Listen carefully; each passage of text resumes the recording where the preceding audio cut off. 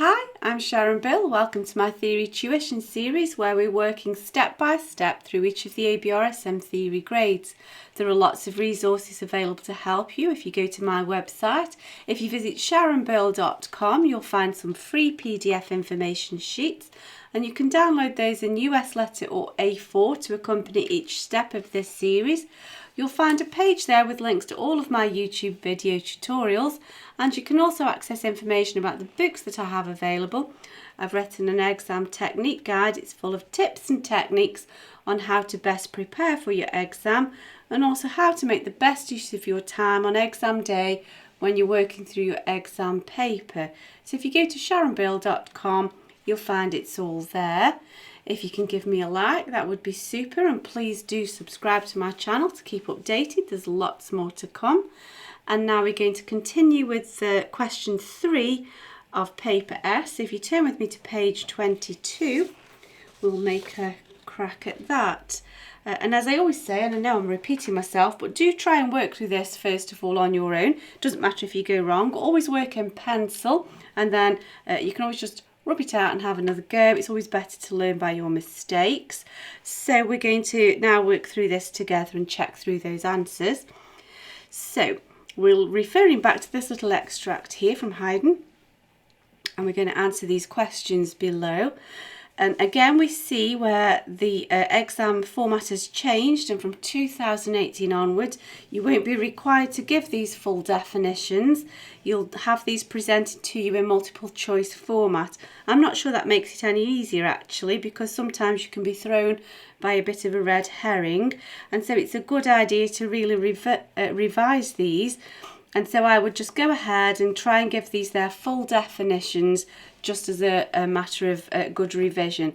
So we first came across cantabile in grade 1, and that means in a singing style.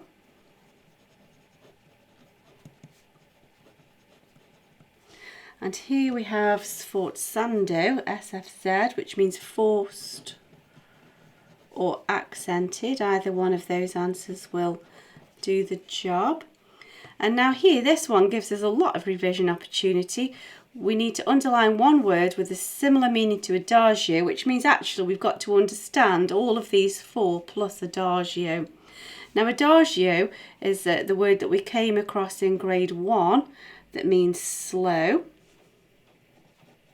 And let's just make the most of the opportunity, and let's look back here and we can see we've got adagio is slow, is a linking word, and in a singing style.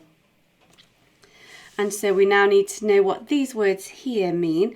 Animé is a French word which means animated or lively. Be careful, don't confuse that with the Italian anima, which is soulful. Here we have another French word which is soft or sweet, and if you were grouping your terms thematically, I would group that with dolce, which means sweetly. Lent is slow, and moderate, I hate my pronunciation there, I do apologise, means at a moderate speed or tempo. And so if adagio is slow, the best one here is lent, and you can see the similarity between that and the Italian lento, which also means slow, and so that one shouldn't be too difficult to remember. So there we go, we've made a good bash at revising those, and now we'll press on. So we need to rewrite bars 3 to 4 an octave lower, so we need to change the octave to an octave lower, and we need to change the clef as well from treble to bass. So I always suggest that you keep middle C as your anchor point here. So let's look at bars 3 and 4.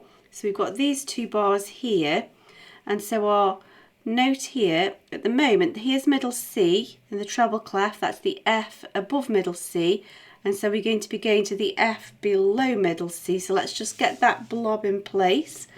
Here's the middle C line. We don't need it really, but I'm just going to sketch it there as a reference point. So C, B, A, G, F is here, and that will now take us an octave lower below our original F here above middle C. And so if I just rub that little reference point out now, we can carry on. And all we need to do now is just keep glancing up and checking our interval. So we're going to go up a 1, 2, 3, 4. 1, 2, 3, 4 takes us to B. Back down a third will take us to a G. We know that's right, all cows eat grass, so that's right. Now we're going to go 1, 3, 5, 6. I'm just jumping line, line, line. 1, 3, 5, and then next door is 6. So we're going to have some ledger lines here. So 1, 2, 3 is the space, 4 is the first line, 5, 6 is the second line, and that takes us to the E above middle C. And we can see there's the E, an octave lower, the E above middle C. Down a third should actually take us to middle C, and that does, so that means we're correct. And then we're going to go up a fifth, 1, 3, 5, so we're going to need some more ledger lines. 1, 2, 3, 4, 5, C, D, E, F, G. That's correct. Now the next bar, we're dropping down 1, 3, 5, 6 to the B. So we're going from this ledger line here, 1, 3, 5, 6 to this B here. So I'll get rid of those now, we don't need them. And let's just check, because we should be the same as the second note, and that's correct, so we know we're okay there. Pop a dot there. So now down a step, the rest is stepwise, so not too much thinking now.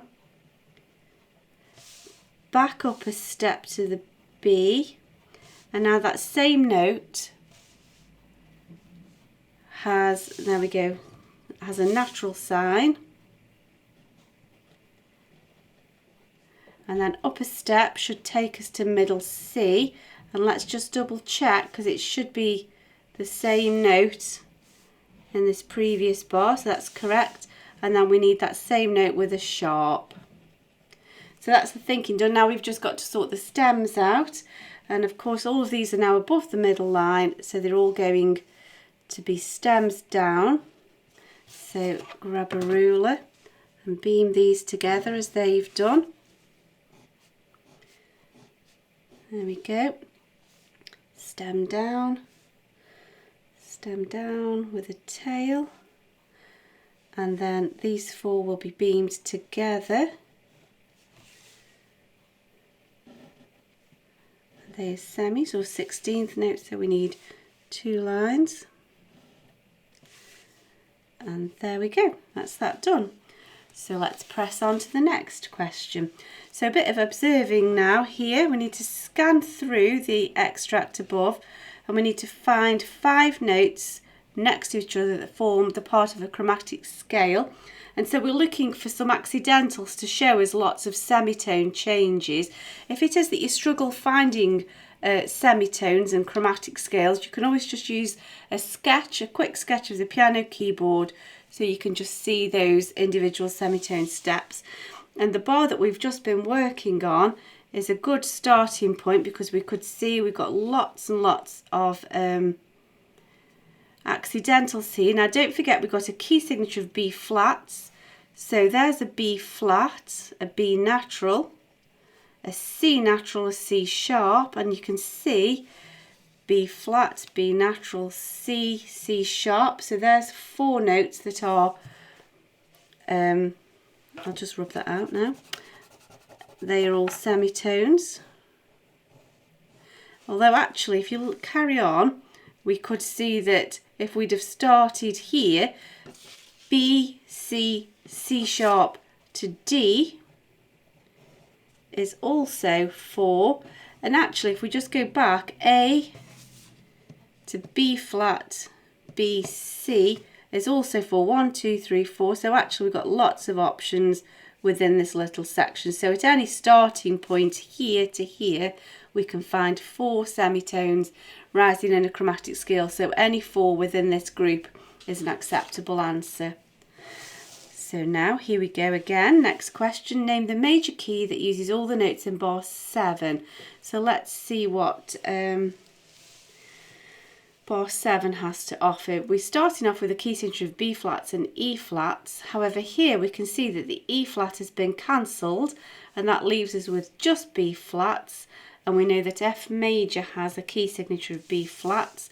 So there we can answer that. And if it is that you're not comfortable by just jumping into major and minor key signatures off the top of your head, if you just, before you even start the paper, sketch out your circle of fifths, and then you've got all of your key signatures and your major and minor related keys. You've done all your thinking in one go, and then you can just relax and keep referring back to this.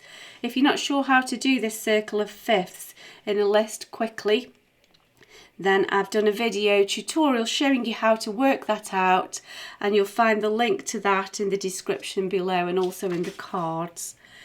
So we've quickly answered that as F major. Let's have a look now at bar 9 because we need to name the ornament. So here we have these ornaments here. In fact, even these here, all of these here, and they are, now notice they've not got the little line through. That would be a crush note or an acciaccatura. Because that's not there, we know that that's an appoggiatura. That's the classical term, appoggiatura, double P, double G. Alternatively, you could refer to that as a leaning note. That's acceptable too. Remember, that's the one where we divide the values equally. Let's carry on. So now we now need to give the number of a bar which contains the melodic interval of a diminished fifth. Well, first job is to find a fifth, and that's easy to find because a fifth goes from either space, space, space, so we're hopping over spaces, or line, line, line. And so let's have a look where we can find that. So a diminished fifth. So that's too big. 1, 3, 5, 6. 1, 3, 5. That's a fifth. However, C to G is a perfect fifth, so that's not it yet. All of these are far too close together. They're all stepwise. That's just a 1, 2, 3, so that's no good. These are all steps or thirds, so that's no good. Here, this looks promising. So we've got 1, 3, 5. Now we've got, it would be E flat to B flat, which would be your key signature, E flat to B flat. However, if you notice, we've now had that E flat raised. So because the lower note is raised, it's made the interval smaller. So we've gone from a perfect fifth and we've diminished it or made it smaller. So there's our diminished fifth. So that's our diminished fifth there. So bar 7 is that. Now we need to draw a circle around 3 notes next to each other that form the tonic triad of B flat major. So first of all, we need to find out what those notes are that we're looking for. So the tonic triad is the first, the third and the fifth. In B flat major, B flat is the first. We won't bother about the flats because the key signature deals with all that. B, C, D, E, F. And again, if you're not sure about counting those, 1, 2, 3, 4, 5, just sketch a quick sketch of the piano keyboard and you can visualise that. So we're looking for B, D, F. Doesn't necessarily have to be in that order. And so it usually goes line, line, line, space, space, space, unless they're doing it in different positions. But that's a good starting point. And so here we can see B flat, D, F. So there we go. Is it anywhere else? Let's just glance through. There we go again. B, D, F, B flat, D, F. So it's there as well. Are there any options? So any of those two, you only need to find it once. And here we are again, B flat, D, F, and they're all in the correct position. So that's that. So now we will move on to the next page just to look at these last questions, which are some general orchestral questions with a gentle reference back to this in terms of just looking at the pitch that an instrument would play and so on. So we're asked to name 2 standard orchestral instruments. We need to find 1 string and 1 woodwind, which would usually use the treble clef so that it could play this melody. So we need to find a string and a woodwind instrument that will play within this range. So if you're choosing a string family instrument, that would be the violin. That's the only option there. I suppose you could say harp as well. I guess that would be acceptable. And if you're looking for a woodwind instrument, then we'd say flute or oboe or clarinet. Any one of those will do.